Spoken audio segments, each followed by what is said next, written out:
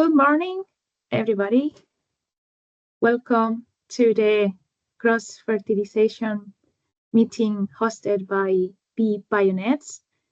I see that a lot of you already joined here. I only want to say thank you so much to everybody that got the time to be here as an attendee and as a presenter. Thank you so much for your involvement and your time. I just want to say a few warnings just before starting the meeting. This is going to be a discussion panel later on, but we are going to have a number of presentations beforehand. So we will ask you all, please keep your microphones closed until this discussion panel later on, and your camera off as well. I need to warn you that this event is going to be recorded. So if you do not want to appear on the recording, please do not open your camera at any time. And finally, and this is also for the discussion panel to bear in mind, all of you can ask questions in the Q&A button that you see in your screens, and you can drop there your questions. And later on, you will be able to open your microphones and camera as well as questions.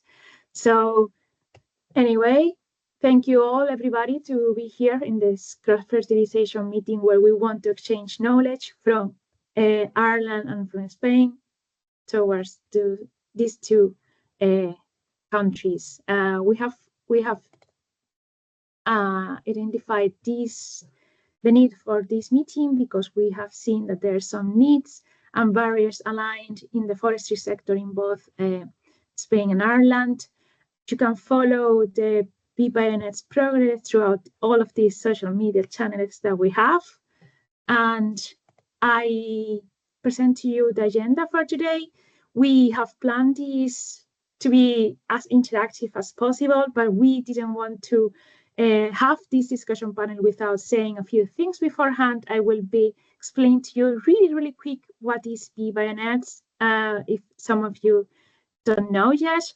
And then our colleagues from MTU and Chagas will present the needs and barriers in the forestry sector in Ireland, identified in Ireland throughout the BBioNets project. Then the colleagues in CTA and TEPRO will do the same thing and talk about the needs and barriers identified in the forestry sector in Andalusia and the south of Spain. And then we will have this discussion panel I was talking about. We have 4 guest speakers, Álvaro Picardo from CESEFOR, José Ramón Guzmán from the Directorate General from Spanish Forestry Policy. We also have Eduard Casi from Amber Center and María Rosa Mosqueda Rosada from the University of Santiago of Compostela. And if you could please try to turn off your mics during the rest of the meeting, that would be grand. And after this, the small introductions and short presentation of the speakers, we will have almost an hour to discuss questions from you all and questions that will be resolved by the guest speakers, and hopefully exchanging a lot of knowledge here today, and hopefully generating future collaborations. But without further ado, I will just very quickly explain to you what's what BBioNets and why are we doing this workshop here today. So this project aims for the creation and promotion of forest and agriculture networks to boost bio-based technologies adoption and value chain development. We are a Horizon Europe project that was born to support primary production, agriculture, and forestry throughout knowledge transfer to be more involved in the early stages of supply chains. We also want them to learn about bio-based technologies and solutions from EIP Agri and other type of projects, and contribute to boost agriculture and silviculture economic growth in an environmentally and sustainable way. So how we're going to do this, we are developing these forest and agriculture networks where I'm matching bio-based technologies to the regional dynamics, and we will raise awareness of all the outputs that we have identified, securing a long-term sustainability of project outcomes. But where are we doing this? We are focusing in 6 regions in Ireland, in Spain, in Italy, in Greece, in Czech Republic, and Poland. So future collaborations will arise with other regions. Here today, this is the reason that why we are here. We are exchanging knowledge in the what we call Atlantic area, geographically Spain and Ireland, and then later on we will also collaborate with other regions.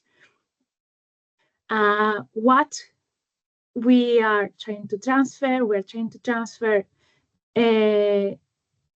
research developed by EIP Agri projects and other type of projects about bio-based technologies. In other words, technologies or practices that use non-food feedstocks, that use circularity principles, or both to deliver diverse products.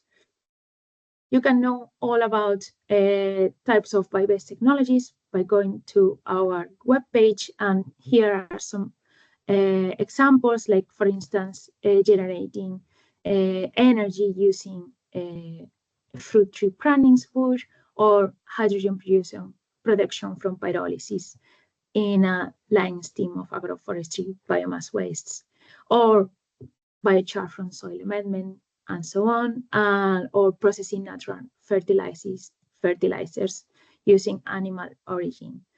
So these types of bio-based technologies are the knowledge that we gather in BBioNets from other projects, and try to translate and share these to other to farmers and foresters. If you want to learn a little bit more about the type of bio-based technologies, you only need to go to our BBioNets webpage, scroll a little bit down, and click here in this link. And if you want to join our funds, you only need to go to and click here in the funds tab, and I don't know what's doing, and you will start to learn how to join the Irish and the Spanish fund here, right? So just finally, we today is one of the regional meetings that we will be hosting, one of the many regional cross-regional meetings that we will be hosting, but we will also create a number of training educational materials, policy recommendations, and we have created an online knowledge platform that we will be sharing with you all, and all the outputs from this project. So thank you so much for bearing with me, and I will very gladly give the floor to my colleague Hossein, so he can introduce to us a small overview of the forestry sector status, the needs and the barriers identified in Irish forestry sector from BBioNets. Thank you. And Hossein, you have the floor. Thank you very much, Carmen. I just share my screen. Do we see it? Yes, we do. Thank you so much. Okay, great. Yeah, thank you very much again. So the current presentation is shared forth by MTU and Chagas as part of the BBioNets project, as Carmen mentioned. So we had a study of the regional dynamics in Ireland, and as well as the inputs from the Forestry and Agricultural Networks workshop. So we put together the results of the both efforts, plus the recent data from National Forestry Inventory, and the current presentation is offered to you. So if we have an overview of this presentation, we will have an introduction to the landscape of forestry, followed by the current needs and status of the forestry sector in Ireland, and then the management and logistics in forestry. And finally, we will look at the forestry projects in Ireland, a few examples of them. So if we look at the forestry sector for the moment in Ireland, there are 3 impact areas, starting with bioeconomy. which is mainly in tree fellings and forestry operations that would yield timbers that are mainly used in construction and building industries, as well as the residues that mainly go to renewable energy sector, mainly through CHP. There are also soil enhancers that are again mainly through biochar. In terms of climate change, as another impact area, uh, it has been shown that the forest state in Ireland has a capacity of 323 million tons of carbon sequestration and storage. And then in terms of biodiversity, Irish forests have like 1/3 of them, 4 or more tree species, as well as being habitat for local species of either animals or non-tree plants. So if we look at the current biomass resources in the Irish forestry sector, it's been shown that the timber felling waste constitute the majority of the forestry operations byproducts. And in terms of the current forest estate, the total forest area, according to DAFM, is about 809,000 roughly hectares, of which the forest area, which excludes the open areas in the total forest land, are about 720,000 hectares, and from which the stock forest area, the actual green areas covered with trees, are 673 hectares. This is the current potential, and the statistics show also that the annual harvest volumes are about 4 million cubic meters in the period of 2017 to 2021, which are mainly roundwood harvest, and of which about 5 to 25% losses have occurred, which have been relevant to the forest type. And the species that mainly contributed to the harvest were mainly about 96% coniferous species. We can see in the pie chart that the majority are from Sitka spruce, about 79%, followed by other pines and Norway spruce, and then other species have also contributed to the overall harvest. And in terms of metrics in harvests, the mean tree volume felled has been about 0.3 cubic meters. And also in terms of the harvest type, the first thinning has been reported as 0.24 cubic meters, and the final clear fell about 0.5 cubic meters. So the results from our fan workshops identified a number of needs for sustainable biomass utilization in the Irish forestry sector, and 3 major areas have been identified. First of all, enhanced processing infrastructure has been expressed. For example, mulchers, chippers, and incinerators in order to process and repurpose the byproducts from forestry operations, as well as improved machinery for more efficient collection of the branches and forestry operation residues. The second area is technology upgrades. So one of the mains of the project of BBioNets project has been like developing the landscape in which projects can be developed. And the purpose here is to develop root harvesting technologies that can be used to improve the resource efficiency use. And finally, circular economy focus. So fan members have expressed their desire for designing systems for better recycling and circular use of forestry byproducts. And then the opportunities that lie in the forestry sector include, as I mentioned earlier, bioenergy and biochar. So the timber and forest residues can be utilized for renewable energy production and manufacturing of soil enhancers. mainly in the form of biochar again, and then the landscape of regional collaboration, which can be utilized to encourage shared and regionally funded infrastructures for forestry biomass processing as well as distribution, and also the potential for sustainable growth that is mainly supporting carbon sequestration, as I mentioned, the capacity of forests in Ireland, and also producing renewable materials through better forestry sector resource management. So a question for you to keep in mind now, that is that what other maybe uses do you think the forestry sector can have? And in terms of management and logistics of forestry biomass, the challenges that our regional dynamics study have shown are mainly in the areas of transportation, storage, supply chain coordination, and lack of significant market.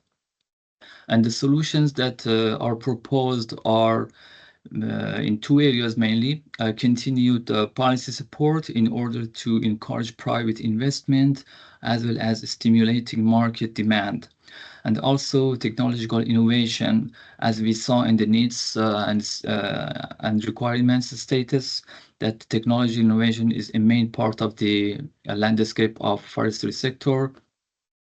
And then if we have a quick look on the projects that have been done in forestry sector in Ireland, going through the operational group projects, the time frame from 2014 to 2023, out of 57 operational groups, only 3 projects have contributed to biomass valorization. And of these 3, only 1 project was more or less relevant to forestry sector, known as a biomass to biochar for farm bioeconomy, in which they use the also agriculture and forestry residues to produce biochar. And you can see that the majority of other OGs have been focused on biodiversity and habitat protection. So there have been 2 other national projects as well as the OGs. That one is Next Gen Wood. Maybe you are familiar with this one. It's a consortium of researchers and industry experts with the aim of producing biochemicals and biomaterials, as well as wood-based composites and biopolymers. The next project was BioWheel, which is also an interesting project focusing on producing biochemicals and biomaterials, also renewable energy, mainly in the form of biomethane, and finally natural fertilizers. So maybe it's also good to keep in mind that based on the current landscape projects that have been done in Ireland, we see what other projects have the potential to be developed in Ireland. So that's the end of my presentation, and thank you very much. Thank you very much, Hussein, for highlighting all those needs and barriers identified in Ireland. I will now give the floor to Paula and Conchita from the Spanish side. So they have presented similar presentation, identifying needs and barriers in the Spanish section in the forestry sector. Thank you. Thank you, Carmen and Hussein. Please, can you confirm that you can see the presentation? Yes, we can. It's in full mode. Thank you so much. Okay, thank you. So good morning, everyone. And now we are going to make a brief overview of the forestry sector in the region of Andalusia. My name is Paula, and I am part of the CTA team working on the BBioNets project. And I will present the Andalusian case together with Conchita from TEPRO.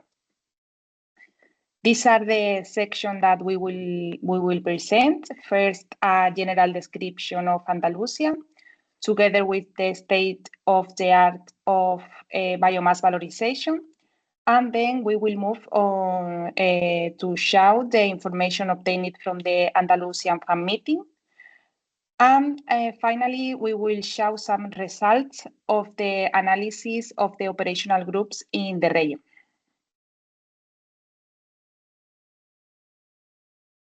Okay, so Andalusia is a region in the south of Europe with more than 87,000 square kilometers and 8.5 million inhabitants. The climate in the region is mainly Mediterranean, but we also have some areas that have another type of climate. So it's varied. And we also have very fertile soils.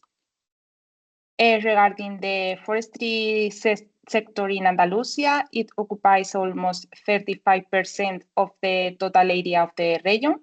And we also have a unique ecosystem that calls dehesa and is characterized by old oaks and cork oaks. And also another variety present in the region is the pine forest. Regarding the economic situation in Andalusia, we have more than 8.5 million inhabitants. The GDP per capita is 22 million euros, and we have an employment rate of 63%. Regarding the state of the art of biomass valorization, forestry biomass comes from the need to carry out silvicultural treatments for the maintenance and improvement of forests through felling, pruning, or clearing of scrap. And this generates a woody biomass that must be removed from the forest because they are a risk factor for the spread of pests and also for the forest fires. And in addition, an important factor is the humidity content of this biomass. Regarding the cost, the use of biomass depends on the cost associated with the procedures for obtaining, extracting, transporting, drying, and also the storage of the biomass. And some data from the biomass in the forestry sector in Andalusia is the possibility of extraction of forest biomass that is more than 2 million tons, or the caloric value of this biomass that is between 4 and 5 kilocalories per kilo.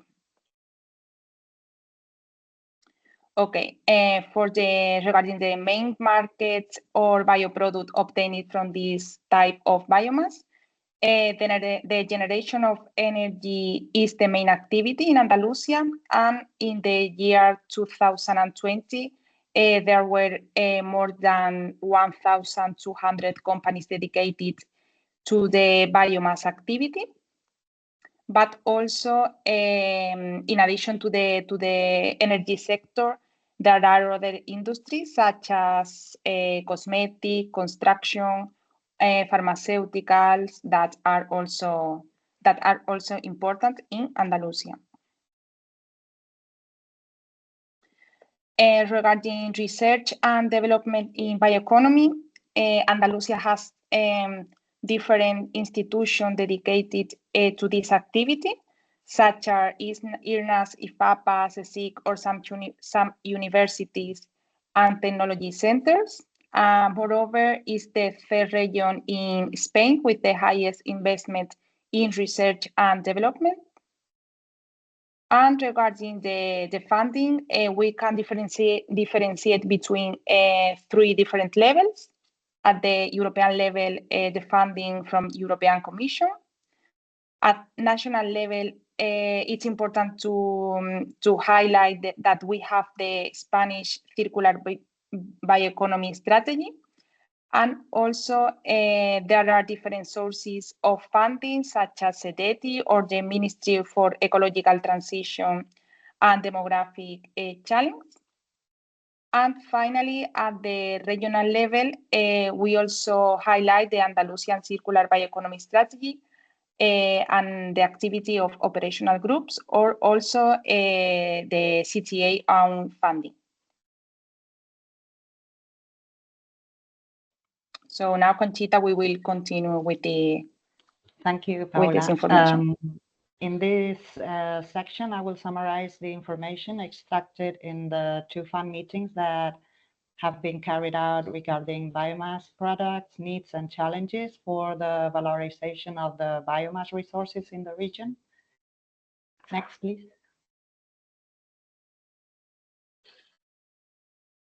Sorry, I'm trying, but No.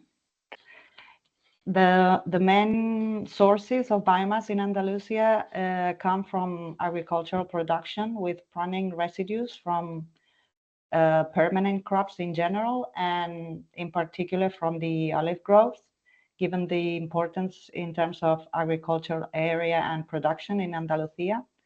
For this reason, also the olive production and its agro-industry with the olive pomace and olive pits are also an important source of biomass. The fruit and vegetable sector is also a major source, mainly from the greenhouse sector, but also from the open air production. And wood residues coming from the silvicultural treatments is the fourth most important source of biomass in the region. Finally, we have the slurry and also almond shells, which is also an important crop in Andalusia. In addressing the needs and challenges identified, it's worth highlighting the importance of implementing more policies to support the development of bioproducts and facilitate their industrial scaling and access to market. Also, the availability of management, storage, and logistics infrastructures in general, accessible from the areas where the biomass is produced, and taking into account also the seasonality of the production. Another important aspect detected is the need to raise awareness of the concept of the circular bioeconomy and its potential to improve profitability in both the agricultural and the forestry sectors. And finally, there is also a need to reduce uncertainty in biomass prices and to face the challenges of reducing transport costs of products with high moisture content. In short, to reduce logistics costs in order to increase profitability, especially in the low value-added byproducts. Next, please. Here I will provide a detailed analysis of the different operational groups in Andalusia that have addressed the development of different BBTs. The analysis has been conducted on the basis of the BBTs developed, taking into account the sector from which the biomass is obtained, the type of biomass used, and the types of bioproducts produced. The degree of technological maturity reached and the processing methods have also been addressed. And we have taken into account the OGs implemented in the period between 2015 and 2023. In Spain, a total of 638 operational groups were identified, of which 83, there's a mistake there, 83 were developed in Andalusia, and out of these, 25 addressed the development of BBTs.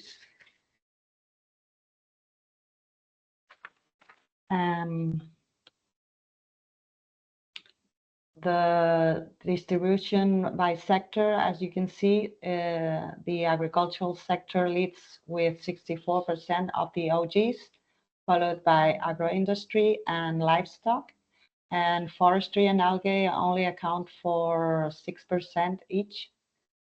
The most of the biomass comes from the olive cultivation or olive industry.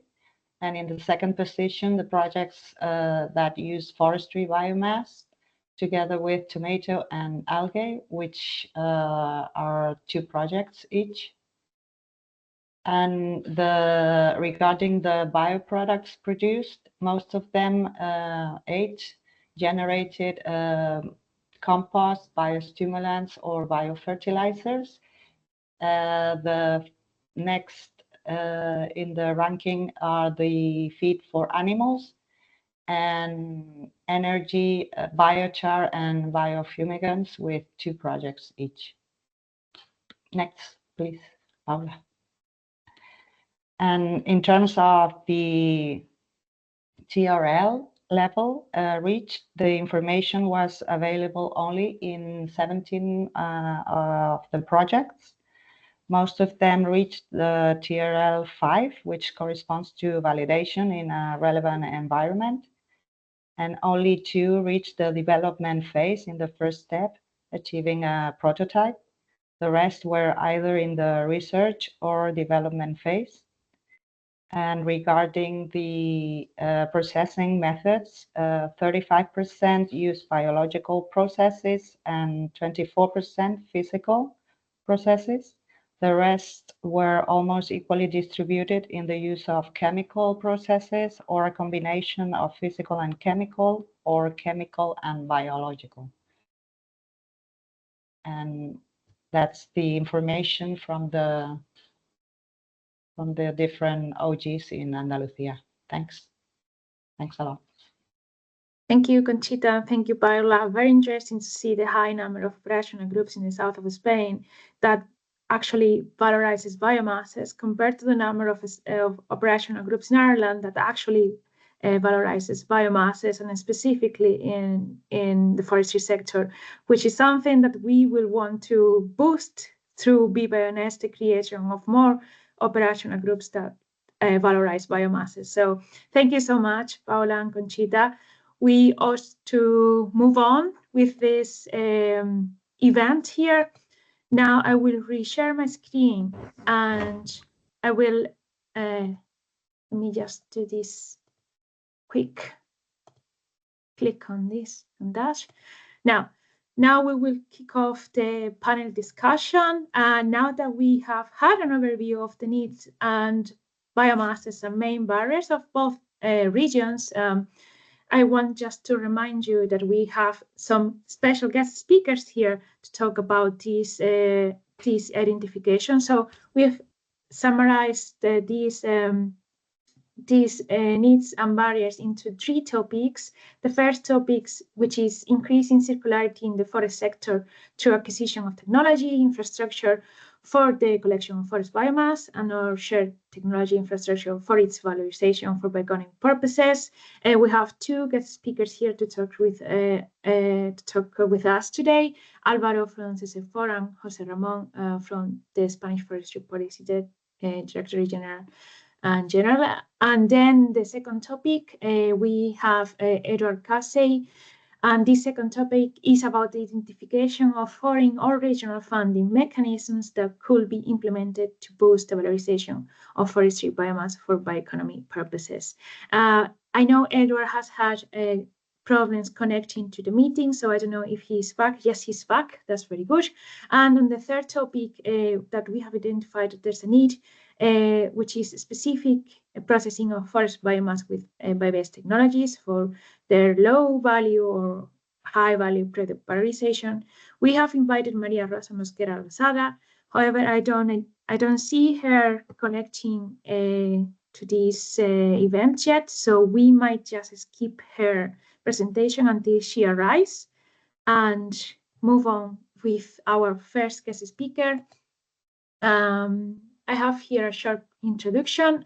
Álvaro Picardo, which is the Deputy Director for Innovation in Forest Policies in CESA4 Foundation. He is also the project coordinator of the SMURF project, and he is also one of the advisory board members of BBioNets. After Álvaro's presentation, we will have José Ramón Guzmán presentation, the Directorate General for Spanish Forestry Policy, and finally Edward Casey, who's the EU funding manager at Amber Centre in Ireland.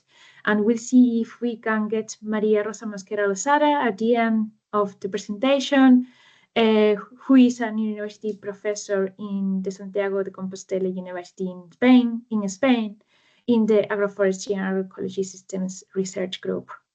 So now, without further ado, I will stop sharing my screen and I will kindly ask Álvaro to please, let me just stop sharing here. Please, Álvaro, if you want to share your screen and your camera, go on. And thank you so much. Thank you very much, Carmen, for this invitation, personally to me, and to also to present the SMURF project that is also a Horizon Europe project focused on European small forest holdings. So the different types of small forest owners, public and private, that we have across Europe, and that we are convinced that it is really a richness in the provision of raw materials like biomaterials, but also for the provision of ecosystem services to Europeans. And you have asked me to talk about the increasing circularity in the forest sector through the acquisition of technology and infrastructure for the collection of forest biomass. And I am going to refer mostly to the practical experience in the region of Castilla y León, but also in other regions of Spain. And since I've been working for 38 years for the region of Castilla y León, for the Forest Administration, and the 20 last years as advisor in policy, in forest policy. Could you confirm that you are seeing my slides? Yes, we can see your slides in full mode. Thank you so much. So I will try to land the experience in biomass mobilization in the Spanish national context. And as the main driver, I want to mention that a high proportion of forest biomass growth in Spain, it is not used. And the average at the national level is around 50%, but there are many regions in the country that are not using up to 90 or even 95% of their growth in forest biomass. And that really poses very high risks. And the first one is that I think that there are more than 2/3 of the Spanish forests that are not being managed actively and on a continuous way. And therefore, land abandonment that started in the 60s and mostly the 70s and the 80s is the main underlying factor explaining forest fires. In Spain, of course, but also I would say it's the same problem with the French Mediterranean regions, Italy, Portugal, and Greece. And bioeconomy, and more specifically bioenergy, is the great opportunity to develop forest production, to overcome forest land abandonment, and to prevent forest fires. And for this, we would like to send clear messages to the European institutions, like in the case of the third revision of the Renewable Energies Directive, posing problems to the use of wood for bioenergy. And I have to say that in our case, that would have been a huge mistake. We do not need more limitations or difficulties to the use of wood. It might be the case in other countries, we do not know, but absolutely not in Spain. The problem is not using the biomass. So I want to show a lot of photographs, and this is a photograph of what we call a firewood book,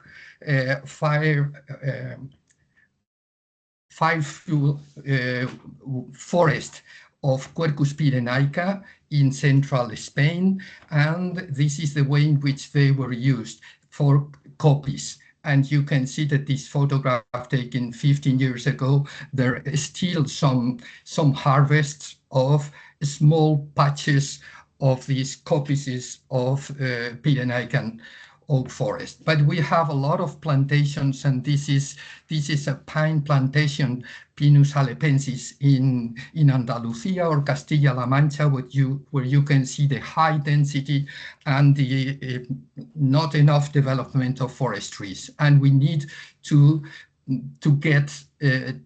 apply silvicultural treatments to this type of stands to develop higher value products.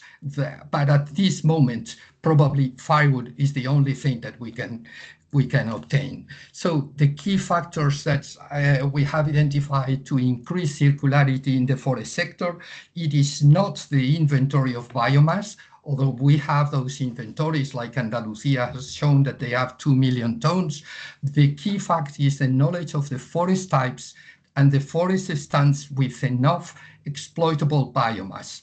And in Spain, the main sources of biomass are unmanaged forests with low-value wood, as I have shown, but also the byproducts of ongoing harvest. And we are harvesting between 15 to 20 million tons per year, compared with the 3 millions of Portugal. But we should be harvesting probably more than 40, more than the double. And of course, the byproducts of silvicultural and fire prevention treatments like pre-commercial thinnings, prunings, and others. So we need to consider the business type of the forest holding, the forest type that they have, and the forest management model that they apply. And in Spain, they are highly diverse. And with all this, we need to define the technological model to extract the biomass. Excuse me, that is the sequence of operations and machinery to use for each forest type and for each forest management model, because they need to be specific, and I'm going to show some of these examples. So this is the traditional use of firewood that still is being applied in the Scott pine forest in the provinces of Soria and Burgos. And the technology that you need is really simple, as you can see. But you have highly developed technological models in the poplar plantations, and more or less they are the same in the eucalyptus plantations management in the north of Spain. And you might use a chainsaw that was the most common in the last century, but more and more now we have processors and we have the machinery that is not highly complicated, okay, like for warders and all this. But we have very different model forest types, like this domestic pine, Pinus pinea, natural pine in Valladolid, and there we have also developed the technology that is needed. And you can see here some examples in the dehesas that were mentioned for Andalusia, where you can see that we are still using the firewood and also chipping. And we are also working in the obtention of coal, because this is also something that was done a lot in the past and with high opportunities for the future. So in these images, you can see what we are doing, or in this very low quality of the soil, plantations for protection in the Douro River Basin in the province of Valladolid, where you can see the short size of the trees, and we still are able to make a profit from this and reduce the cost of the treatments. And we are trying to apply these to other forests, like the Pyrenaica quercus forest that I showed, but we have problems with the regrowth. We would need a smaller machinery, and this is really something that is key. So to develop this, it could be the technological centers or universities. I am showing you here some manuals that were developed by CESEFOR and the Polytechnic University of Madrid, but I can assure you that most contractors have the capacity, enough capacity to do this, if they have enough income incentive. And for that, and I'm coming to an end, Alvaro,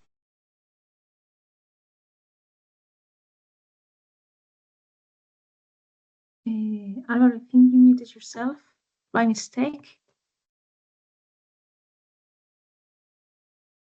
I think you were saying you were coming to an end, and perhaps that's the signal for this muting.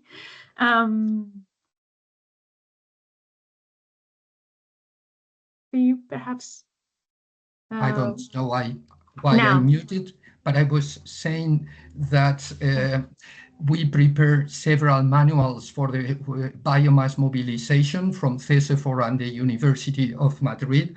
And we consider that forest contractors are absolutely capable of mobilizing the wood if they have enough income incentives from the market. And in this regard, I think that the administration has a fundamental role in this mobilization because forest activity is extremely regulated from the forestry legislation and also from the environment. If the administration doesn't change and facilitate the procedures, there is no way that companies might really generate demand. And demand is existing and coming, but we need to work together to develop local value chains, and it has been achieved in Castilla y León.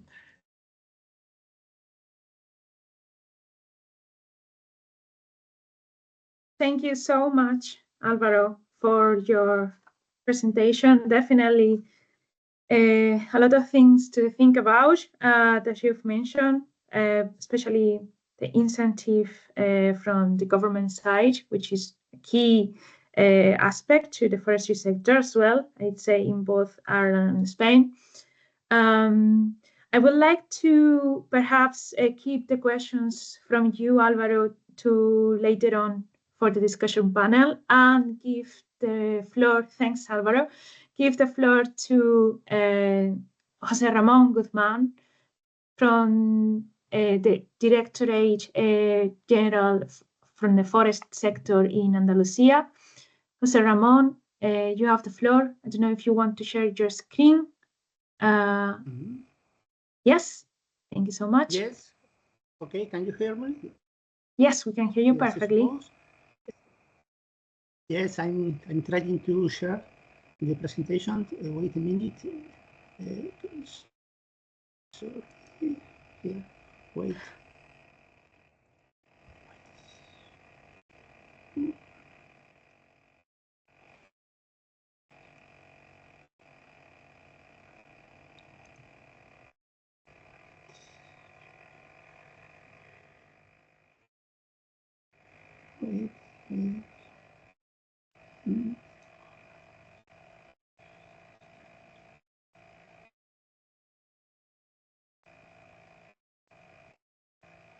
José Ramón, if you need me yes, to share your screen. I can.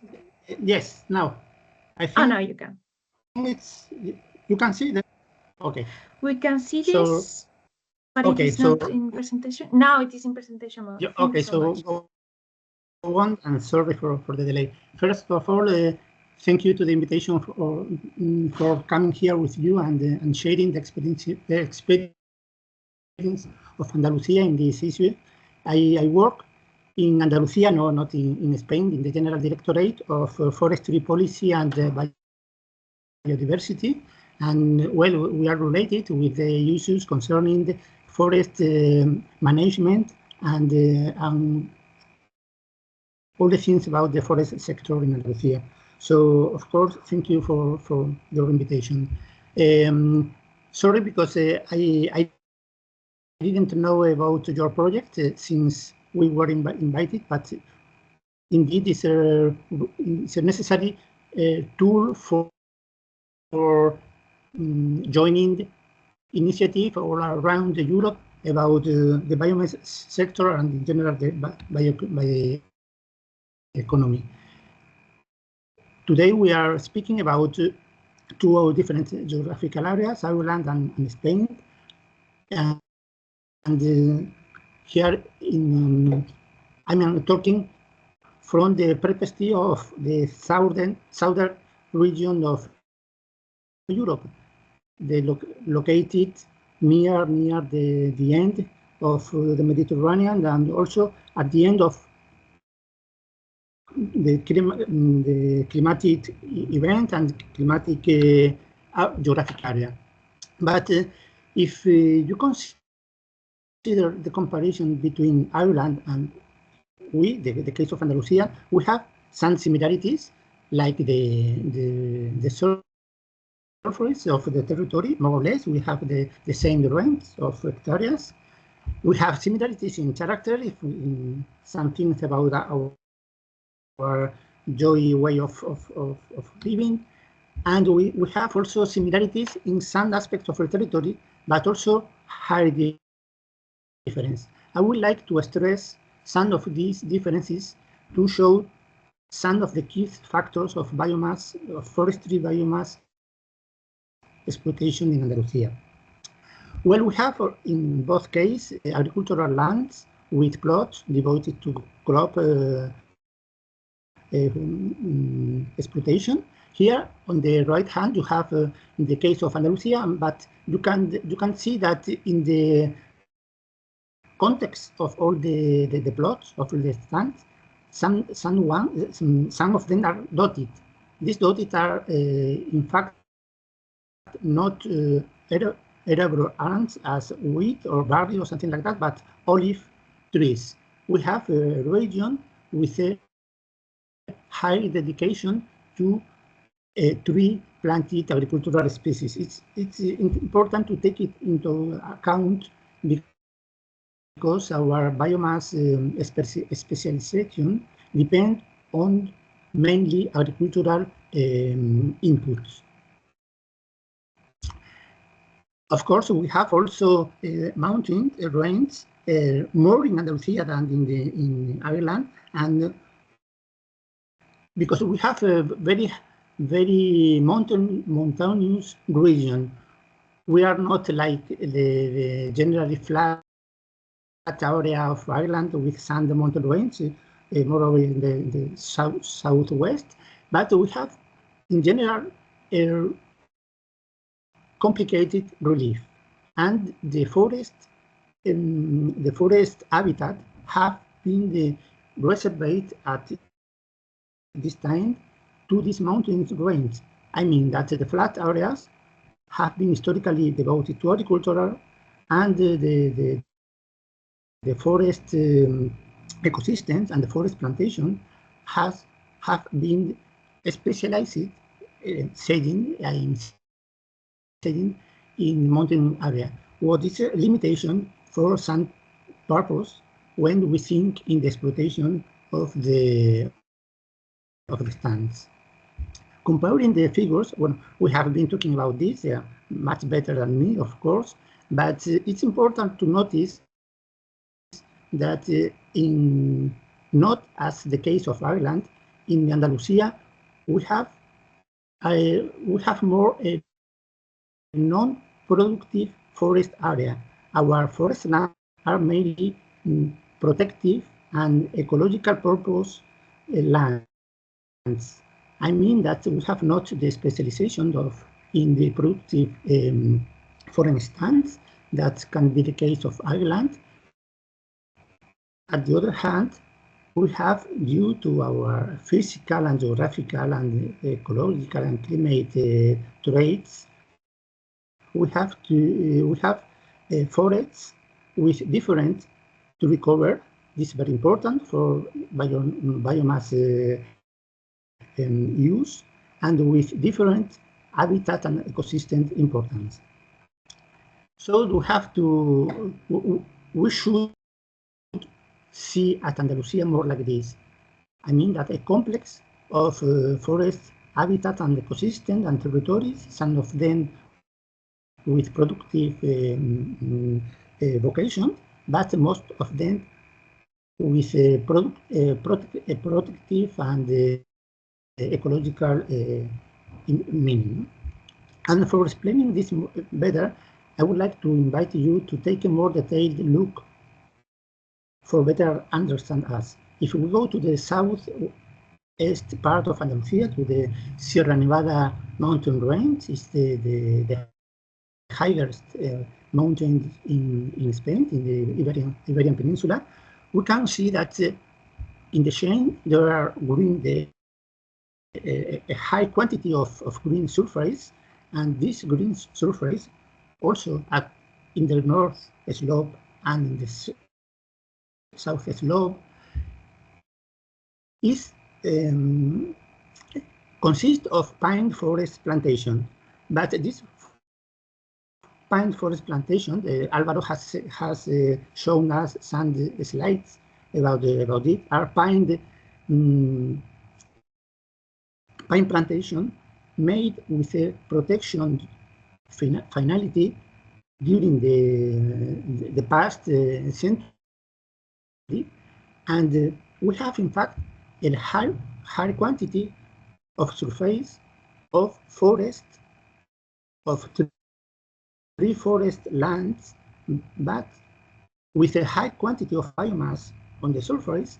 But if you notice, they have a high relevance for the ecosystem service that they provide to all the society in general.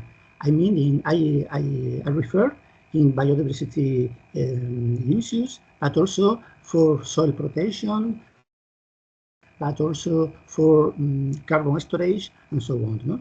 And these forest plantations are at risk and at an increasing risk due to fire hazard, to forest decline, that mainly because of the increase in temperature and the low pluviometry that we have facing during these years. So this is the thing that I would like to stress in this forum, is that we need forest management to avoid this natural hazard. In fact, that they are more and more man-made induced hazard. No? So biomass use can be a tool to forest improvement. So for us, from the forest perspective, the bioeconomy in our forest land is not only a matter of energy that is important. It's not only a matter of carbon storage, of carbon equilibria, but it's mainly from our perspective of conservation of space, is a matter of aiding us to better manage our lands, no? Because we know that the forest biomass is only a part of the energetic solution. I mean that the participation of the biomass produced by forests to the pool of renewable energy is not very high. It's maybe from 5 to 10% of the consumption of renewable energy in Andalusia. And although there are different figures, because there are different studies about the potential of biomass in Andalusia. First, Paula has found the figure of 2 million of tons as the potential of forest biomass in Andalusia. Well, using another figures, we have that between 1 million and 500,000 of tons could be more or less profitable to the exploitation of forest biomass in Andalusia. What mean this in the reality? So doing some math, we have that between 10,000 to 2,000 hectares of pine forest, of this kind of forest that I have shown you that we need to manage, could be used for biomass purpose, and for with this surface would be best managed and reduce their natural risk. You can see that it's not very much, but so we are going to explain this. Our surface is not very productive, but it faces very lot of difficulties in all the phase of the exploitation. No? So our look on the biomass, the use of biomass in forestry sector, is that we like to improve it, to foster more and more projects in in the road to promote the best management of our forest surface, but also to improve productive plantation. That it's another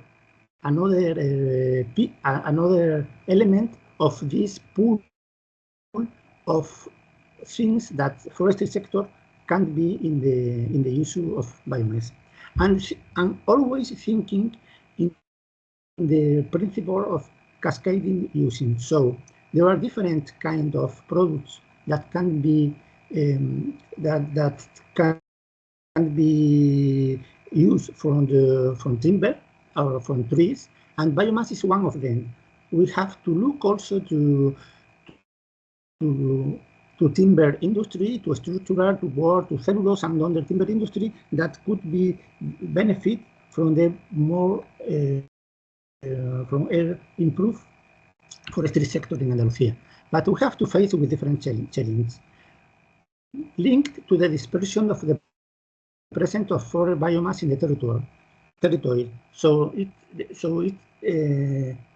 we have very difficulties in a very concentration, because our region, as we have seen, is very has a very high surface, linked to the low density of the product in the stand, because our forests are not very productive in terms of biomass, linked to the distance from construction centers and traffic difficulties on rural roads. So it's so we have high transport costs compared with other situations with a more flat or more concentrated areas for producing biomass, linked to the hardness of exploitation tasks, because we have now difficulties in the availability of specialized companies and employees in a sector that is in rural areas, mostly in distant rural areas, where with problem of the population and so on, and linked to social perception about forest management, that we need improve the communication skills in order to explain to the society that we need cut trees. So we can overcome some of these difficulties with better field technology, as we have talking about, and Alvaro has explained, in terms of better machinery and as self-loaded wagons for the processor, chippers, and so on. Better information about availability of biomass and how to manage it.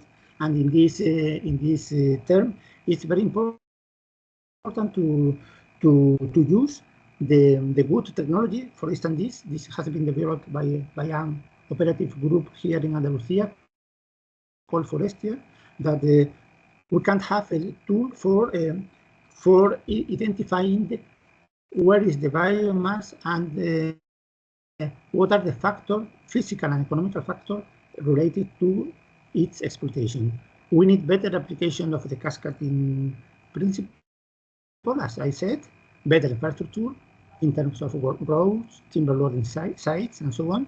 Better silvicultural and ecological knowledge to avoid unwanted effects. And I would like to recall that the use of biomass share the same time with our needs of restoring nature and to protect nature and to storage carbon. So we have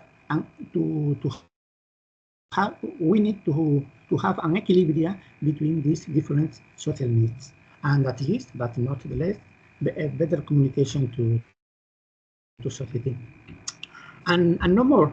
Now we are here in Andalusia in a process of modernizing the forestry law, with Andalusia Forest Plan approved recently, and also with the vision of having a specific aids to the forest sector for the acquisition of forest machinery, and no more. There are great benefits for everyone, from energy and CO2 reduction point of view, from the economical perspective, moreover for rural territories, and as I stressed in this forum, for the forest ecosystem, both for productive stands, but also for forests with protective and ecological vocation, because the exploitation of forests aid to have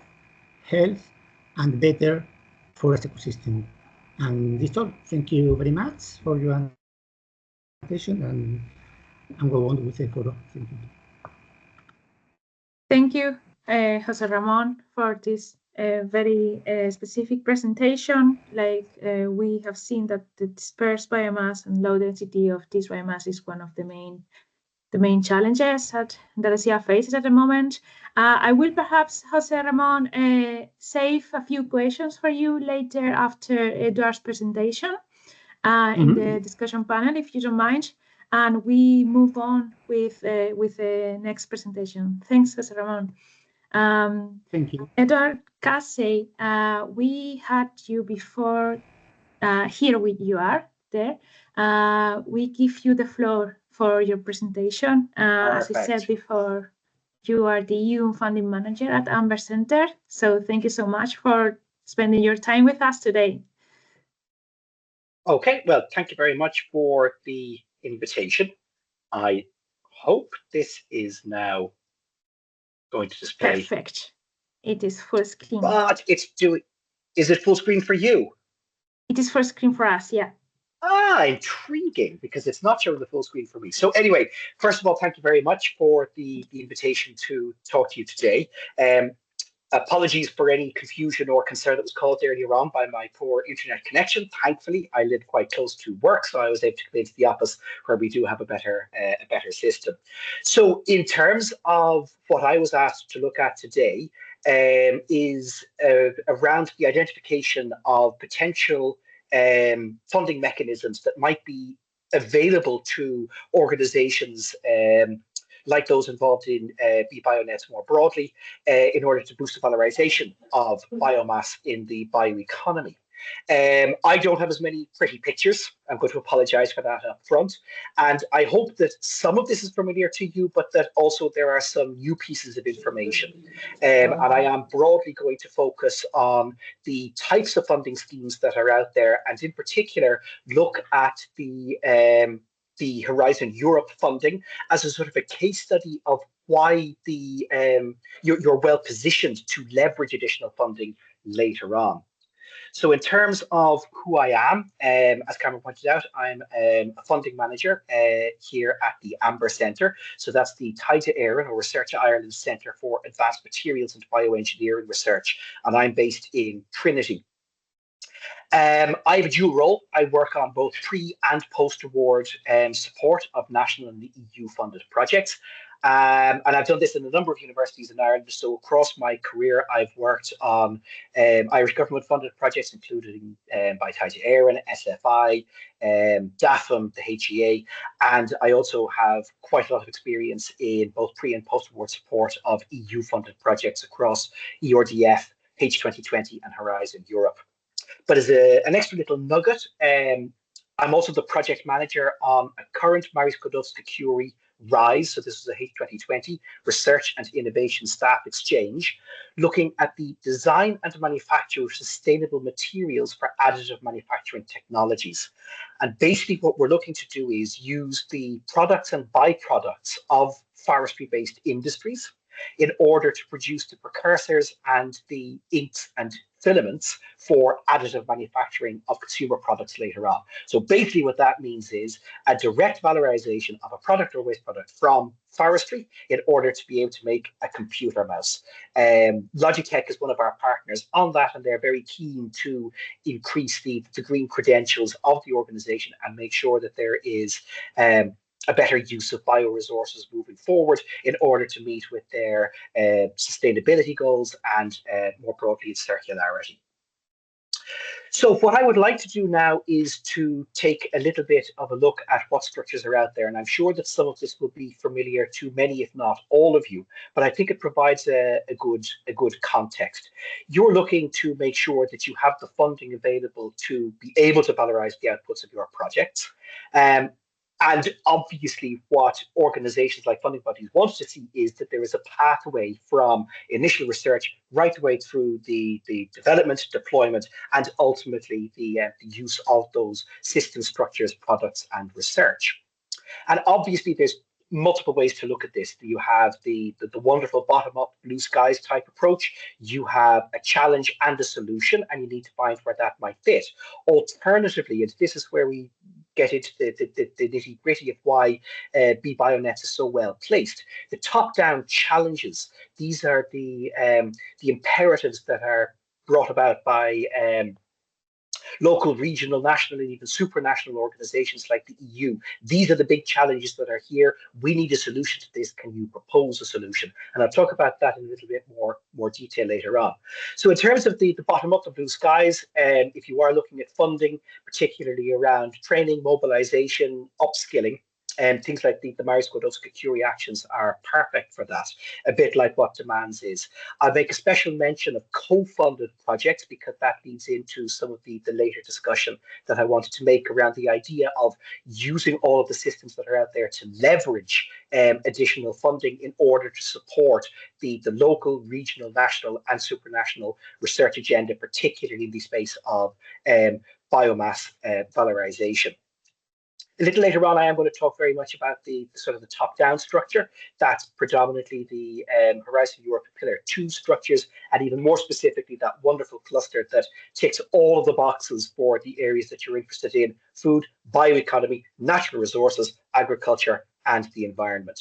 And of course, as a little add-on to that, there are multiple mixed modes. So there are opportunities that can be leveraged, particularly through local and regional funding schemes. I mentioned a couple of Irish and then international ones here, but it's basically these organizations are aware of the idea that there is a broader challenge out there, but they're willing to fund whatever challenge you might bring forward as well. So there's the opportunity for that sort of mixed mode, bottom up and top down. And then, as we'll discuss in just a minute, possibly, and maybe I'm putting some colleagues from various government agencies, departments, funding agencies a little bit on the spot, but perhaps an opportunity for co-definition of projects moving forward. Obviously, when we talk about the types of ways that we can get money, we're all pretty familiar with the sort of the fully funded models. Many of the EU-funded projects will do this. Most national organizations will do this as well. A little caveat, and we saw a lovely representation of a TRL ladder earlier on. Just to note that in some of these areas, particularly for EU-funded projects, but it also applies to certain nationally funded or regionally funded schemes as well. The higher up the TRL ladder you go, and the more involvement of industry that you have in terms of making sure that the research is translated into a product development or further valorization, the amount of funding drops, and it's predominantly around issues to do with state aid considerations. And the other big thing I know that was discussed and is of interest to you is the idea of infrastructure. And there are themes for infrastructure. They tend to be very high level. But one caveat that I might point out is that many of them are broadly related to research infrastructure as opposed to commercial infrastructure. Now we get into this idea of the co-funded programs, and this is where we might be able to take a national or a regional or a local priority and leverage funding from somewhere else in order to be able to bolster the resources that we have locally. Programs like the Marie Curie co-fund are very good, but other areas that might be worth exploring if you do have international collaboration and buy-in from local or regional authorities, it might then be possible to pool resources for specific projects. And this is, I suppose, the mixed mode, the bottom up and the top down. Nationally, there's a challenge. Locally, we know what the solution is. Let's meet halfway and look at that idea of the co-creation of a problem and then the solution. And of course, one of the great things about the BBioNets program is that you have all of the main stakeholders already in the room. So do consider not just applying for the broader projects locally and regionally, even individually locally to then bolster interconnections without necessarily any cross-border movement of funding, and then use those mechanisms to leverage additional co-funding or use those networks to leverage other funding from other potential projects and schemes. Now, as a sort of a final point, I just want to show how well positioned BBioNets actually is in terms of the understanding nationally, regionally, locally, and supranationally, so at the EU level and beyond, of the importance of what it is you are actually looking at. So to go back to the title that I was asked to talk about, we're talking about identification of foreign and regional funding mechanisms that could be implemented to boost the valorisation of forestry, biomass, and bioeconomy purposes. So what I did was I looked at a recent draft, unpublished, so I'm not going to give any specific detail, of the cluster 6. So that's the one around bioeconomy, agriculture, food, bioresources. And I put it, just did a very basic search for some of these words. Bioeconomy is mentioned 162 times in the almost 200-page document. Forest, in forests, forestry, whatever it might be, 140 times. Circularity, 40 times. Biomass and valorisation is actually really interesting because there are specific references there, as you can see, to the combination of biomass valorisation as an actual entity within the work programme. This might sound as if I'm saying, well, go and look at cluster 6, but what I'm actually trying to say is, yes, there's lots of money available for the research, the development, the valorisation of biomass and bio-based resources from forestry, but it also shows these are the key areas that were identified as being of great strategic importance for Europe. And these also mirror or reflect the priorities of local, regional and national authorities as well. So you're very, very well placed to be able to use the network that you have to leverage those funds, acknowledging that there are these greater imperatives higher up potentially that funding or governmental food chain. So just to wrap up very quickly, I'm very glad to be able to say that there are numerous opportunities for funding for programs and schemes like this. Do look at leveraging all of the possible modes and mechanisms. They're all there, and to use a terrible phrase in English, low-hanging fruit to a great extent. Look at tailoring the approach and making sure that because you have all of those appropriate stakeholders within this particular consortium, within this particular project, you can get those people to sit around the table and see if specific pots of money, be that from a regional authority, a local government, a national government, is there opportunity for buy-in from local companies or industries that are interested in making this. So you can have a very, very tailored approach, and then always looking at leveraging funding from other sources.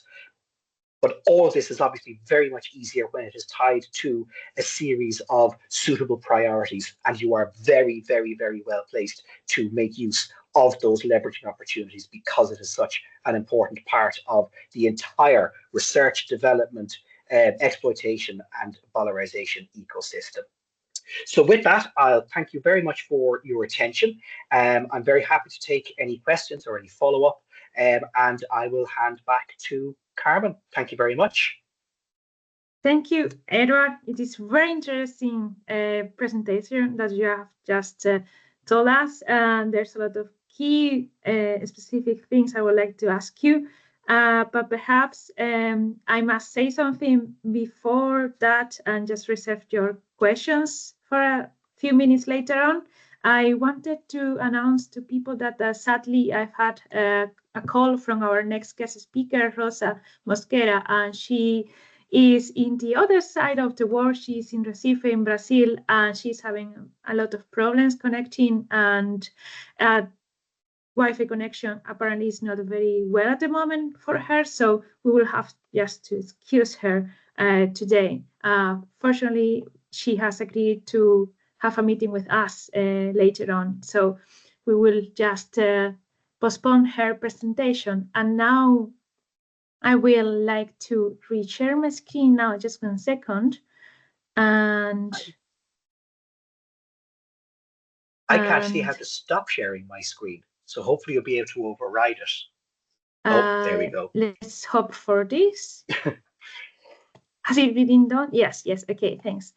So as I was saying earlier, so we want this session to be as interactive as possible, and I will ask now all my guest speakers here, Alvaro, Jose Ramon, and Edward, if you could please open your mics and cameras so people could see you and ask you questions. We have this feature in Teams where you can click on Q&A and send questions to our guest speakers. And perhaps I have some questions for you, and I could perhaps kick off this dissemination discussion panel, for knowledge exchange. And perhaps I will start with you, Alvaro. And I was just thinking how you were highlighting that there was a lot of biomass that is not being used and is a fire hazard in Spain. Perhaps could you remind us what could be the key factors to mobilize and remove this biomass from the forests? Thank you, Carmen. Yes, I would highlight that first of all, we need to develop local value chains because the transportation of biomass is very costly. So we need to have consuming places, facilities all over the land. And for instance, in the last 20 years, we have seen development of electricity power plants. They are not very efficient and they need to be very, very large. And that poses a real challenge for primary producers. Okay, for instance, in Castilla y León, we have 2 power plants consuming 500,000 cubic tons per year.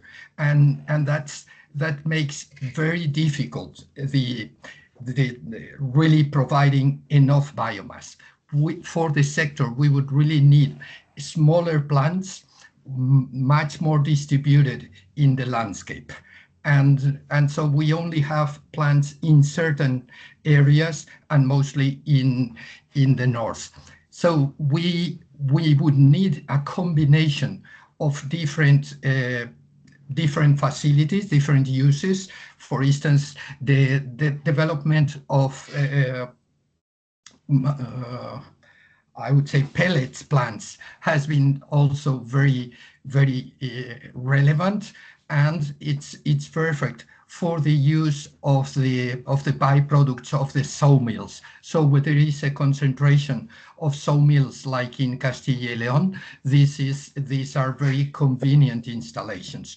But we need to really make a bet on uses with higher added value.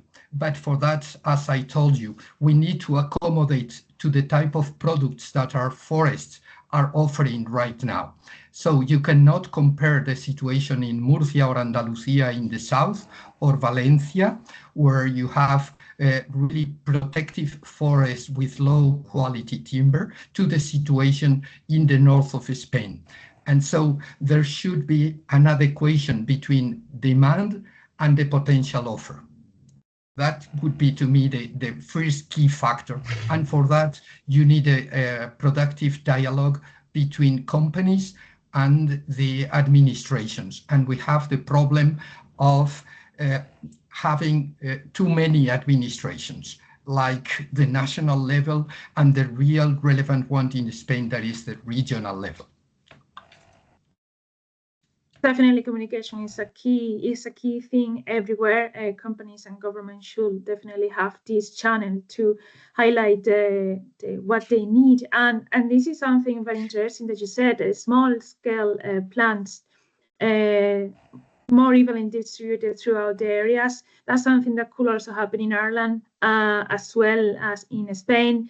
And this specific point that you mentioned about the high added value of valorisation of the biomasses. That's something that we are also trying to look for in BBioNets through these bio-based technologies and conversion of biomasses. But that also makes me think of something that Jose Ramon mentioned before. He was also mentioning that there's a lot of dispersed areas of forestry, and there's a very low density of biomasses. Those may be considered some of the obstacles or challenges in let's say forestry machinery, isn't it, Jose Ramon? What would you say other challenges for the forestry machinery will there be for Andalusian forestry, and perhaps which infrastructure would you recommend? Yes, of course, here in Andalusia, as Álvaro said, the situation is different from other parts of Spain or Europe. So we have different forests, and we need to adapt also the machinery to our conditions, in the sense that our land is not a flat space with facility for the work of a normal forestry tractor, and we have a lot of areas with higher slope where we can't do any kind of management. So it's difficult when you are working to optimize the exploitation of biomass, because there are different plots with different needs of technology to take off the biomass. What is real is that the more important need is to employ machinery and technology that replace the human work. I mean, there are the need of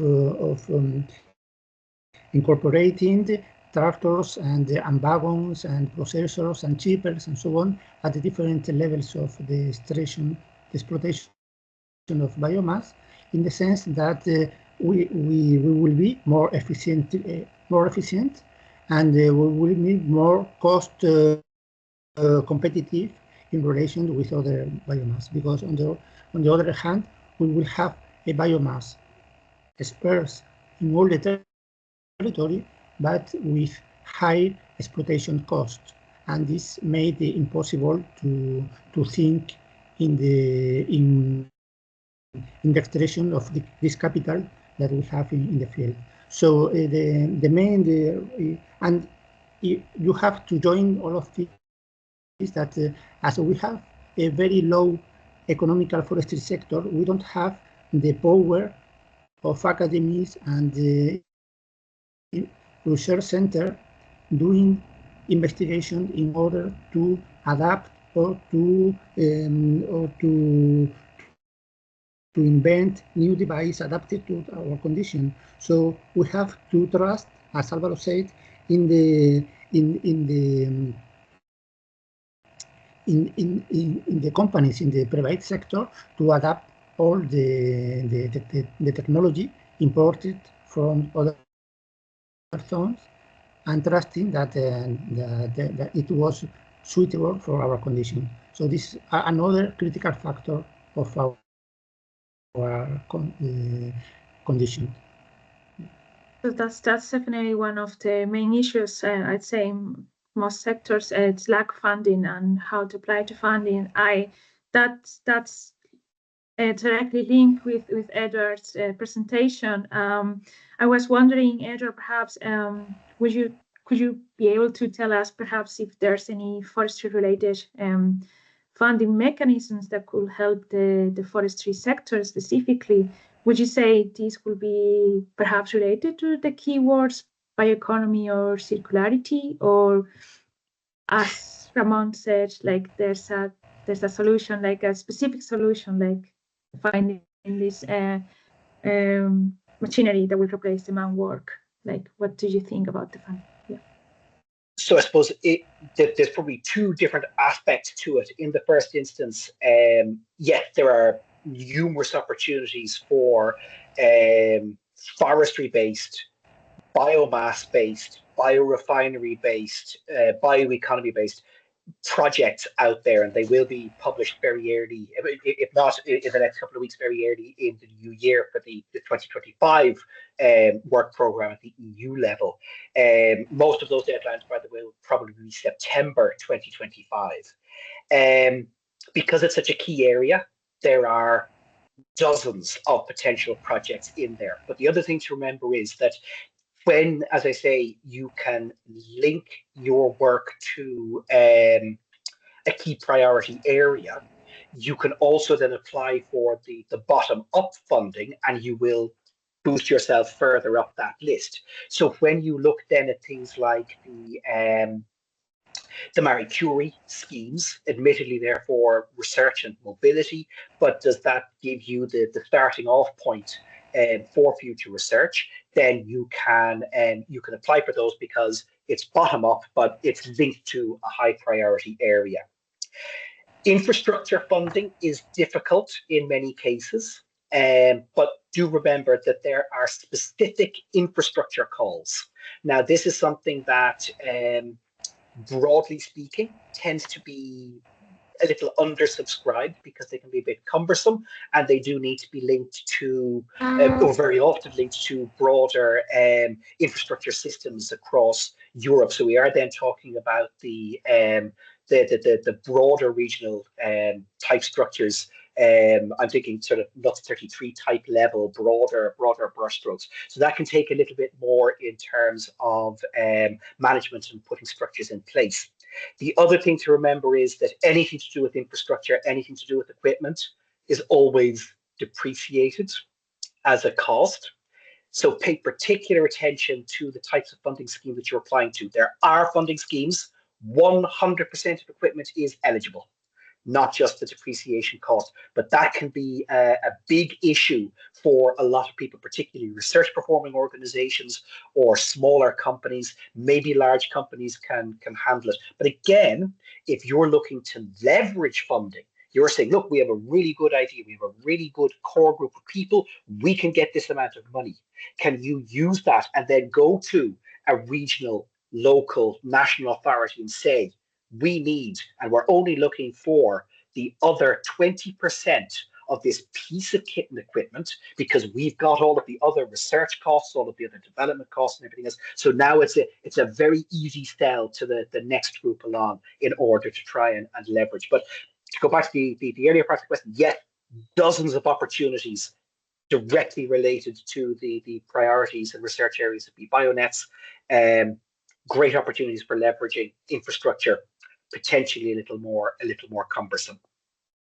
That's perfect. That's really grand, and that co-funding element is key, and that's something else that both Alvaro and José Ramón has mentioned before. The collaboration between the companies and the government could be also key for the funding schemes as well. Alvaro, I see that you have your hand raised. You perhaps want to intervene here. Thank you. Yes, because I agree with Edward that there are many opportunities and funds available for research and innovation projects. But what we need as primary producers is mostly support in the deployment of innovations and really the development of those value chains.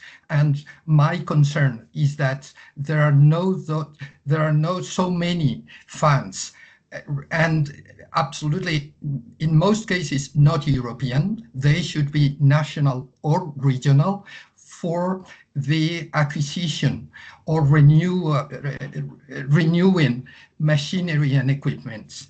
And for biomass productions, we need those type of equipments and machines, and they are very expensive and not affordable for many small primary producers. So we have a problem breaking the chain of innovation. So wonderful projects, wonderful innovations, but then when we need to deploy really in the landscape and in our rural areas, those innovations, the small companies do not find the funds. And I want to mention that in the SMART project, we are looking at the funding lines available. And there are many countries and regions where there is no this funding. For instance, in Spain, we have identified the regions of Galicia and Catalonia. I think that the Basque Country also provide opportunities, but not in most of the other regions. So there is a problem, and there is another problem with the fact that the Commission is leaving the prioritization of their funding mechanisms for rural development to the member states. And I understand it, but then the funds are limited. And in the national strategic programs, the funds go to agriculture and not to forestry.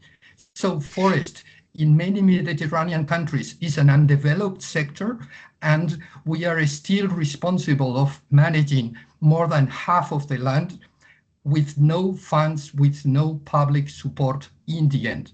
So this is, I want to raise my voice saying that it's wonderful having funds for innovation, but if we do not include the funding for forestry equipment in the regions that are less developed, we will not develop the sectors. And the situation is very different. I understand the European Commission saying in Austria, in Sweden, in well-developed countries, perhaps they do not need this. But I can assure that there are many regions in Europe that are still lacking that development. Thank you. Absolutely, Albert. Thank you so much. I don't know, Eduard, if you would like to point anything related to this specific funding Albert was talking about, the regional, national. So I suppose that I don't want to speak out of turn, and I know there are people from some of the Irish national organisations on the call, but I think that there are probably similar issues in Ireland, particularly around the infrastructure for the development of industrial level processes. Now, we do have an organisation that looks after our sort of national forest inventory, and there are schemes to try and promote afforestation.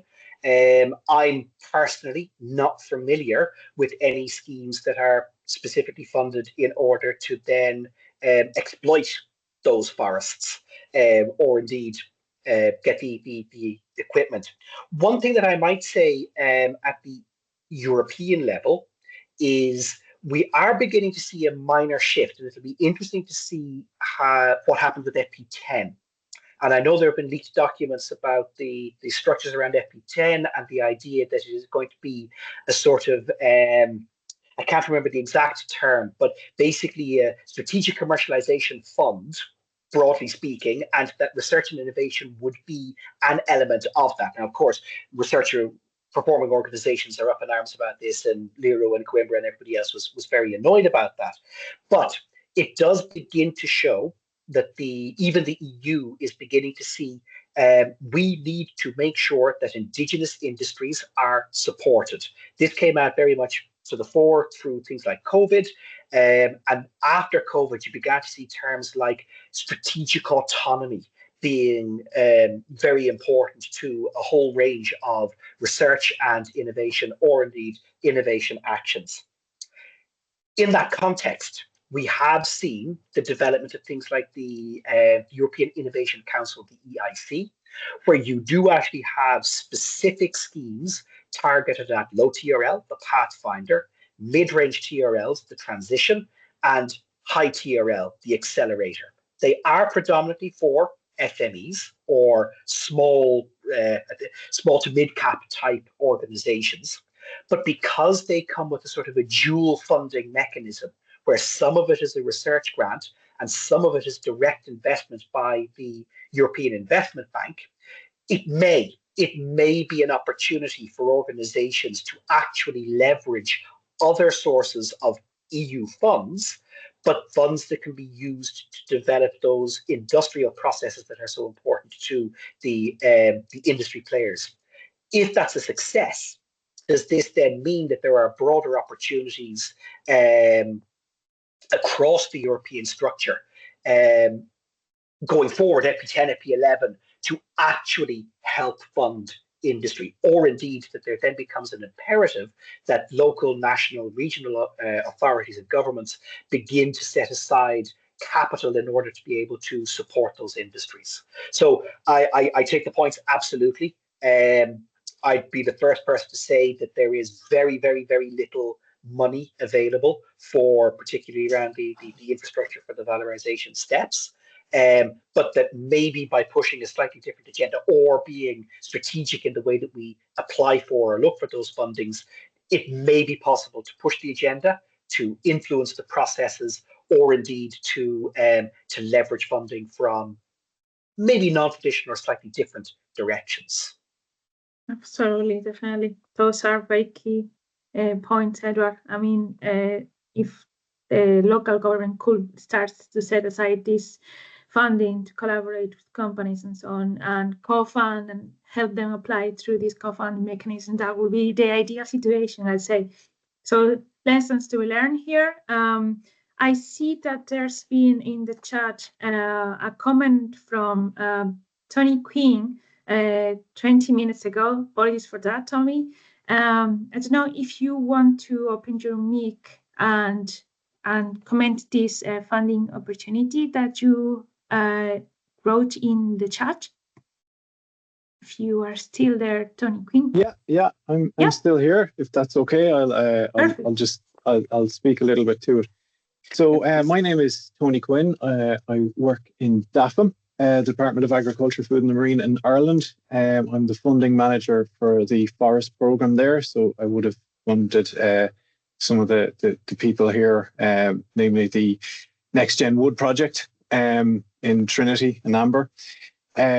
And just in relation to what I posted in it, there's a large funding opportunity coming up in the form of the partnerships that are being developed in Europe. Some of them are up and running already. I'm sure everybody is well aware of the European partnerships that are out there. But just to give a little bit more information on the forestry partnership. So DAFM, along with many other member states led by Finland, MMM in Finland, who are leading the partnership application. We've been successful in that partnership application. And we will be hopefully launching it early in the new year, with funding then possibly towards the end of next year or 2026. For more information on the forest partnership, so it's forests and what is the full title? I'm sure I put it in the post there. It's Forest and Forestry for a Sustainable Future is the full title. There's a lot more information on the EuroFOR project, which is quite useful to look at. There's the EuroFOR, which is EFI led, with a number of member states broken down into regions, are looking at the Sharia, so the strategic and research agenda. They're developing that. Of course, every partnership needs a Sharia to help inform its research calls. So that's what's going to inform the calls as we go forward. Of course, it will change over time as the years pass by, because these partnerships are up to 5 years.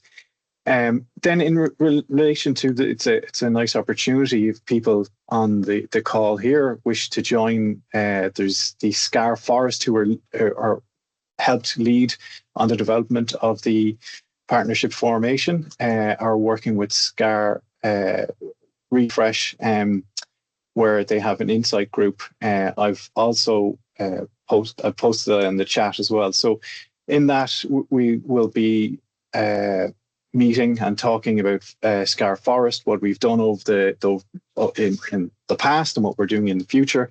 But I suppose the main focus of the talk and the discussion will be around the forest partnership, and there will be plenty of information there.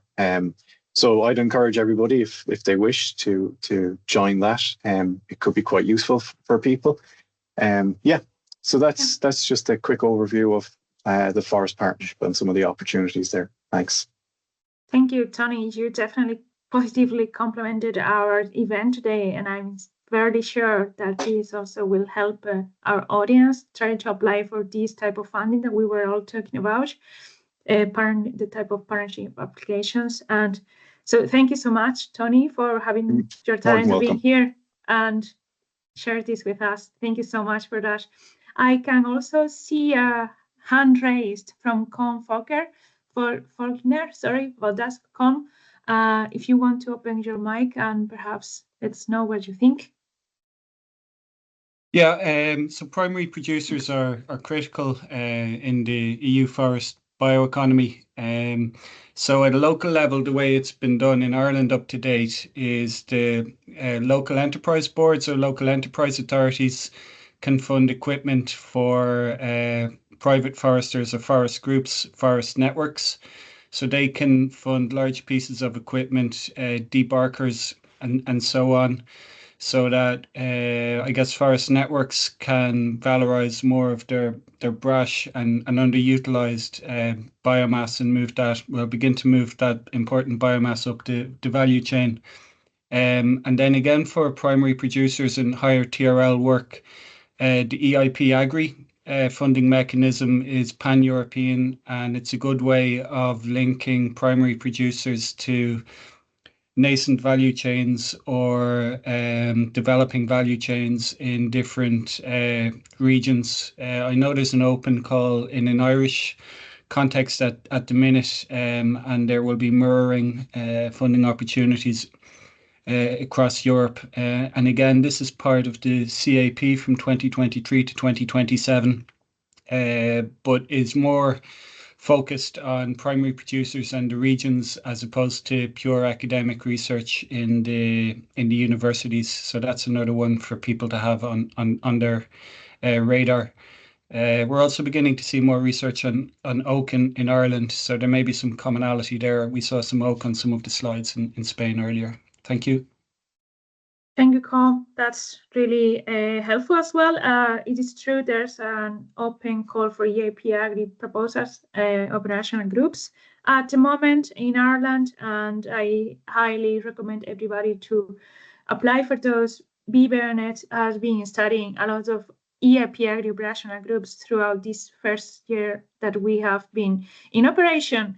And we are definitely seeing that these are really nice mechanisms for both the agriculture and the forestry sector for the primary producers. They really boost their capacity and economic level, I'd say. I see, Alvaro, you have your hand raised there again. Perhaps you want to also add something here? Yes, thank you, Carmen. And I would like to develop on the last intervention from Ireland, from Con, because I want to highlight the fact that despite the opportunities of the CAP funds for rural development, when we look at the results in the two last financing periods, the total funding for forest equipment and forestry activities has been reduced by half. So despite not having support in other areas, we were receiving 10 euros per hectare per year at the European level before 2021. But now, in the actual period, we have only programmed 5 euros per hectare per year. So, and this is the problem because of the different perception of priorities and the limited funding for agriculture and rural development in general. So I want to say that in the forest sector, we really need these funds. And the administrations at the European, national and regional level in general are not focusing on this need. And then I want to move to the second point that I wanted to have. One of the key infrastructures that we need for wood mobilization is forest roads.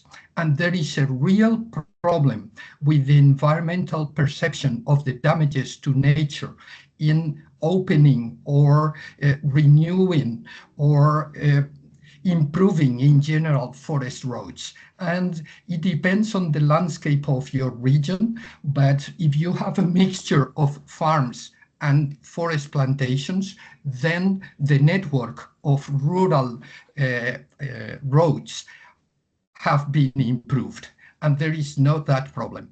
But when you have a landscape of high mountains, like in the photographs of Andalusia that Ramon showed, the funding goes to the limit of the mountains. So the rural roads have been and are being improved in the agricultural areas, but when you get into the mountains, then no improvement. And if we do not have those roads, we could not use forest, and we cannot work effectively in firefighting. And it's not only fire, because we have seen the result of not managing the forest in Valencia with the floods. And the problem is not in the lowland. The problem is that it rains in the mountains, and we need to improve forest management to reduce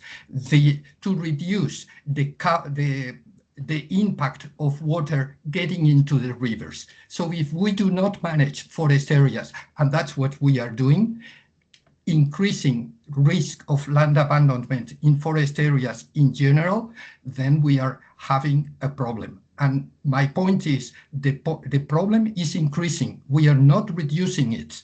And this is a call for all the different administrative levels.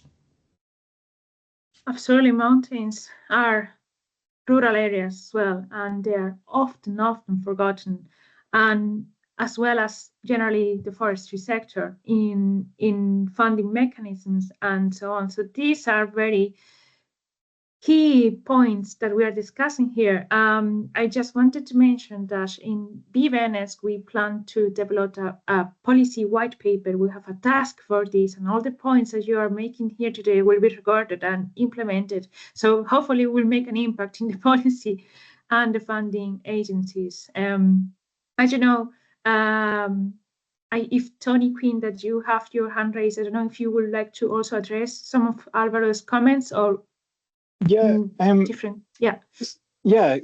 So sorry. Thank you very much. Yeah, I think Alvaro made some very good points there. We do in Ireland have a road scheme that I'll post in the chat or the Q&A that might be a good example for other member states to follow. Right.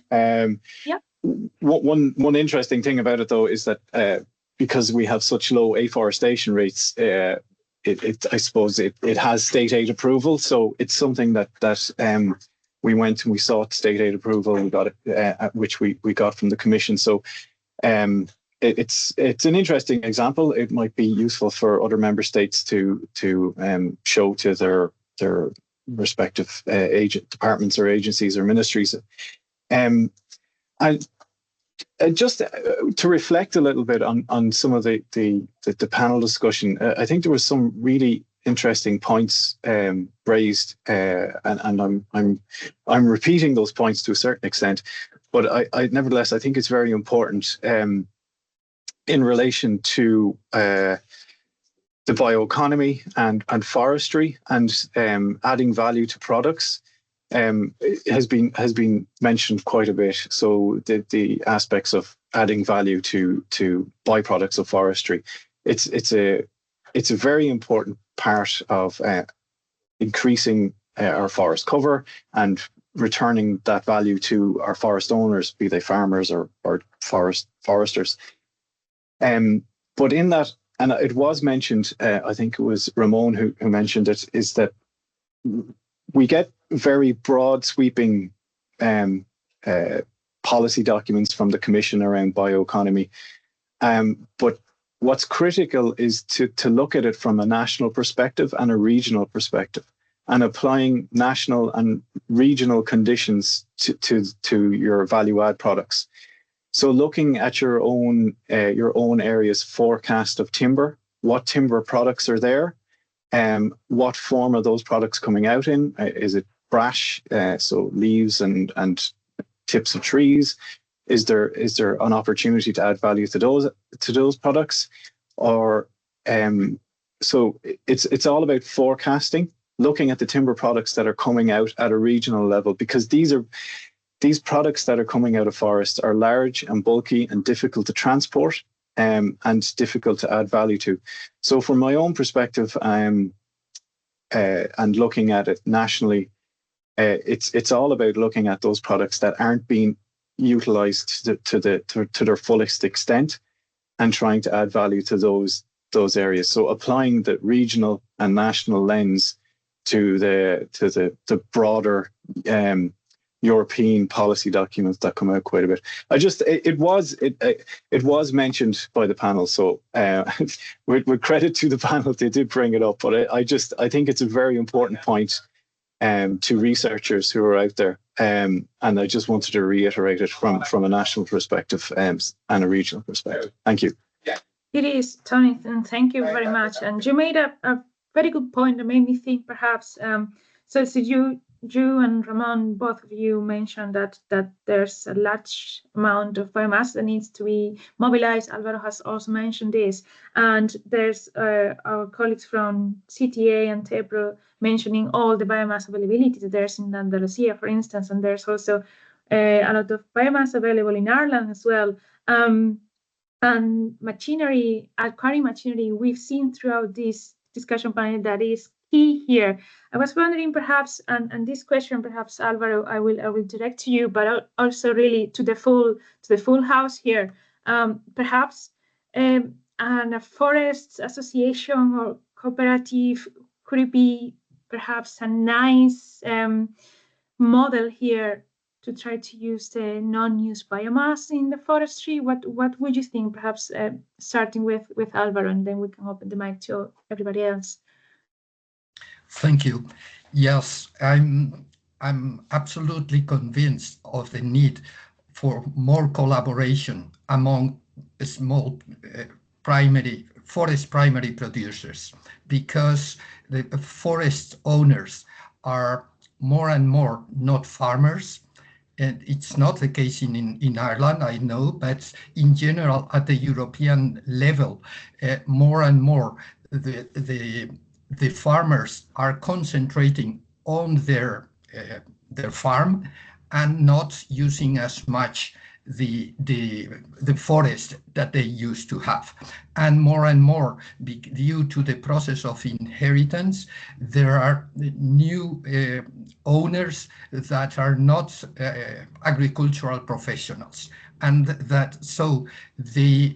this involvement, this connection of these forest owners working in any other professional topic and living probably in the cities and not in the rural areas where their parents or grandparents lived, then this poses increasing risks. And also there is a problem of increasing number of forest holdings. I want to stress that everybody knows up to the smallest farm in Europe, because they are all registered, but there is not a register of forest holdings. Only in some countries they have it, but we need the same type of instruments that have proved successful in agricultural policy for forest policy. So, and the result is that the number of farms is decreasing, but the number of forest holdings is increasing. And so, absolutely, we need more collaboration. We need models of cooperatives. Cooperatives in agriculture received a lot of support 30, 40 years ago and still, but there has not been these type of schemes in general. And for instance, some very well-developed countries like Germany, they do not have forest cooperatives. They are very well functioning in Scandinavia and in some other countries. I do not really know, but I know of some cooperatives in Ireland. I do not know how many, but in Spain, for sure, they are very, very few. And we need them because the cost of machinery, the cost of working in the maintenance of roads, this is something that you need aggregation of forest holdings and more collaboration. Thank you. Definitely. I see Ramon approving your comments. I don't know, Ramon, if you want to add something else, or somebody else in the audience would like to open their mics. just say that we might be finishing in a few minutes, but please, I would like to encourage the dialogue. If Ramon, if you want to say, or anybody else. Sí. No, only to stress what has Álvaro said about the dimension of the forest sector, but not only looking at the landholder, but also to the companies involved in the treatments, in the exploitation of the biomass and so on, that they have to face with a high costly machinery, and so they need public aid to at least to start or to renew the machinery they used for the forest services. Absolutely. With this note of positive supporting positively the cooperative model in forestry, and with all the discussion of all the available funding schemes, we will have to bring to an end this event. I am sad to say so, because it has been a very interesting dialogue here, and there's been a lot of interventions from everybody and also from the audience, which I thank you all for your time and commitment to be here today to know about BBioNets and to try to enhance the forestry sector through different events that we will be performing through BBioNets. So please keep an eye in our social media channels. And I will again say thank you to our all guest speakers here. I think, Daphne, perhaps you want to say a few words about the social media channels that we have in BBioNets? Yes, of course. But first of all, well, like Carmen mentioned, we have the website and social media of our project. But for this reason, I would like to perhaps ask if we can take a picture for dissemination reasons. So we'll Carmen, stop sharing. Yes. And anyone who doesn't have any problem on being on opening their camera, please feel free so that I can take a screenshot of the participants. Give me a second, please.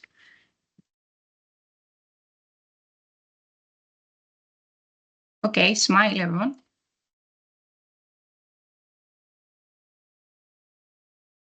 Thank you very much. We can perhaps share this photo with everyone. Well, we will also post it on our social media, so you can also find it there. Thank you very much. Thank you so much, Daphne. And thank you again to everybody for being here. We will be closing this event right now. And thank you for being here again. Please follow us in social media. Thank you. Thank you very much. You. Thanks a lot. Successful meeting. Thank you. Bye. Thank you. Bye-bye, everybody. Bye now.